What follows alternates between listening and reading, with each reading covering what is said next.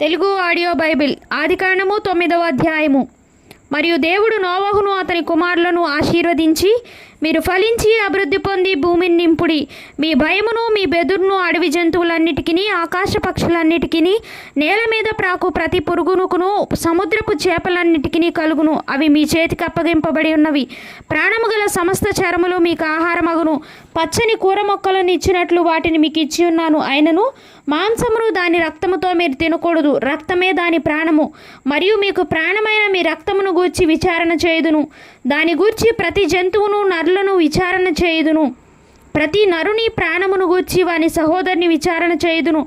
నరుని రక్తమును చిందించు వాని రక్తము నరుని వలననే చిందింపబడును. ఎలయనగా దేవుడు తన స్వరూపమందు నరుని చేసెను. మీరు ఫలించి అభివృద్ధి నొందుడి. మీరు భూమి మీద సమృద్ధిగా సంతానం కని విస్తరించుడని వారితో చెప్పెను. మరియు దేవుడు నోవహు అతని కుమారులతో, ఇదిగో నేను మీతోనూ మీ తదనంతరము మీ సంతానముతోనూ మీతో కూడున్న ప్రతి జీవితోనూ, పక్షులేమి పశువులేమి మీతో కూడా సమస్తమైన భూజంతువులేమి, ఓడలో నుండి బయటకు వచ్చిన సమస్త భూజంతువులతోనూ నా నిబంధన స్థిరపరచున్నాను. నేను మీతో నా నిబంధన స్థిరపరచుదును. సమస్త శరీరులు ప్రవాహ జలముల వలన ఇకను లయపరచబడరు. భూమిని నాశనము చేయుటకు ఇకను జల ప్రవాహం కలుగుదని పలికెను. మరియు దేవుడు, నాకును మీకును మీతో కూడున్న సమస్త జీవరాశులకును మధ్య నేను తరతరములకు ఏర్పరచున్న నిబంధనకు గుర్తు ఇదే. మేఘంలో నా ధనస్సును ఉంచి తిని, అది నాకును భూమికిని మధ్య నిబంధనకు గుర్తుగా నుండును. భూమిపైకి నేను మేఘమును రప్పించినప్పుడు ఆ ధనస్సు మేఘములో కనబడును. అప్పుడు నాకును మీకును సమస్త జీవరాశులకును మధ్యనున్న నా నిబంధనను జ్ఞాపకం చేసుకొందును గనుక సమస్త శరీరులను నాశనం చేయుటకు అలాగు ప్రవాహముగా నీళ్లు రావు. ఆ ధనస్సు మేఘములో నుండును. నేను దాన్ని చూసి, దేవునికిని భూమి మీదున్న సమస్త శరీరుల్లో ప్రాణము గల ప్రతి దానికిని మధ్యనున్న నిత్య నిబంధనను జ్ఞాపకం చేసుకొందునెను. మరియు దేవుడు, నాకును భూమి మీదున్న సమస్త శరీరులకును మధ్య నేను స్థిరపరిచిన నిబంధనకు గుర్తు ఇదే అని నోవహుతో చెప్పెను.